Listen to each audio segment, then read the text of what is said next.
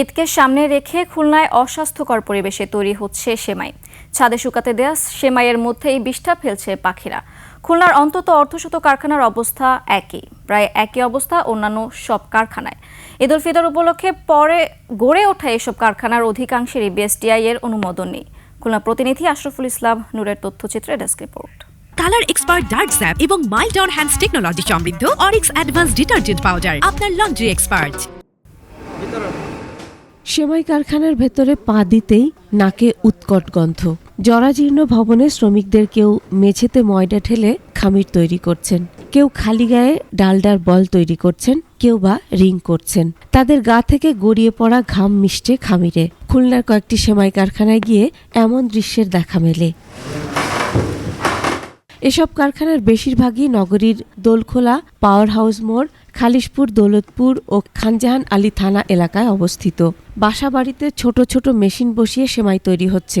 কোথাও কোথাও ছোট ছোট ঝুপড়ি ঘরকেই সেমাই তৈরির কারখানা হিসেবে ব্যবহার করা হচ্ছে। এসব সেমাই শুকানো হচ্ছে খোলা ছাদে।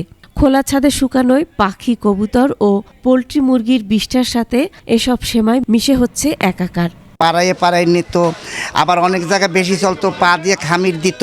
আমরা তো সাধারণ মানুষ, আমরা তো জানি না, দেখি না, আমরা তো খাই, কিন্তু স্বাস্থ্য তো ক্ষতিকর। সেমাই বাধ্যতামূলক আমাদের খাইতে হচ্ছে, যেহেতু এছাড়া তো আমাদের আর কোনো উপায় নাই। দুদক, ভোক্তা অধিকার, বিএসটিআই এদের কর্মতৎপরতার সম্পর্কে আমাদের সন্দিহান।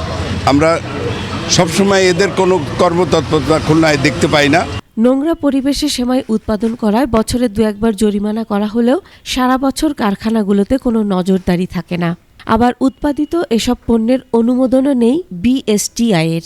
গেল 24 ফেব্রুয়ারি নোংরা ও অস্বাস্থ্যকর পরিবেশে সেমাই তৈরি এবং মোড়কজাতকরণের জন্য 2টি সেমাই ফ্যাক্টরিকে জরিমানা করে ভ্রাম্যমাণ আদালত। তবে তদারকির বাইরেই রয়ে গেছে অর্ধশতাধিক অনুমোদনহীন কারখানা। আমাদের সব ক্ষেত্রে এই অভিযানটা চলমান থাকবে।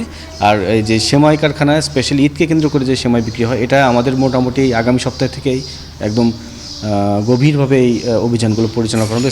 ভেজাল, নোংরা ও অস্বাস্থ্যকর পরিবেশে সেমাই তৈরির সঙ্গে জড়িতদের বিরুদ্ধে ব্যবস্থা নিতে নিয়মিত অভিযান চালিয়ে নিরাপদ খাদ্য নিশ্চিত করার দাবি ভোক্তা সাধারণের। Masum আলিসা, desk report, 21 television.